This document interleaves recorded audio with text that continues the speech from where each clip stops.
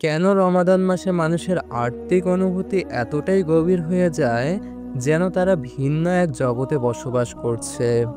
রাতে সেহরি খাওয়ার পর আলিম চুপচাপ বসে আছে জানালার পাশে। ফজরের আজান হয়ে গেছে, কিন্তু তার মনে হচ্ছে এই মুহূর্তগুলো যেন অন্যরকম, যেন একটা গভীর প্রশান্তি তাকে ঘিরে রেখেছে।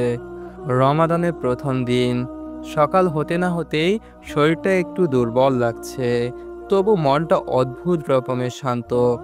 দুপুরে বন্ধুরা ফুটবল খেলতে ডাকলো, কিন্তু আলিম বিনয়ের সঙ্গে বলল, আজ না, কুরআন তেলাওয়াত করব।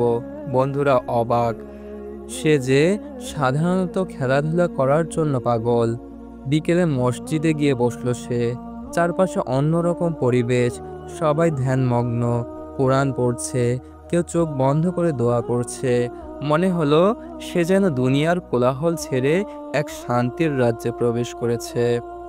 ইফতারের সময় যখন বাবা তার সামনে খেজুর রাখলেন, তখন মনে হলো সারাদিনের ক্ষুধা তৃষ্ণার সত্ত্বেও তার আত্মা পূর্ণ হয়ে গেছে। প্রথম খেজুর মুখে দেওয়ার সময় মনে হলো আল্লাহ আমাকে সত্যিই কত ভালোবাসেন। রাতে তারাবির নামাজে দাঁড়িয়ে কোরআনের শব্দগুলো তার হৃদয়কে কাঁপিয়ে দিচ্ছিল। মনে হচ্ছিল আল্লাহ যেন তার সাথেই কথা বলছেন। এই অনুভূতি অন্য কোনো মাসে হয় না। রমাদান শুধু উপোস থাকার মাস নয়, এটা আত্মার এক গভীর সফর। ক্ষুধা শরীরকে দুর্বল করে, কিন্তু আত্মাকে শক্তিশালী করে।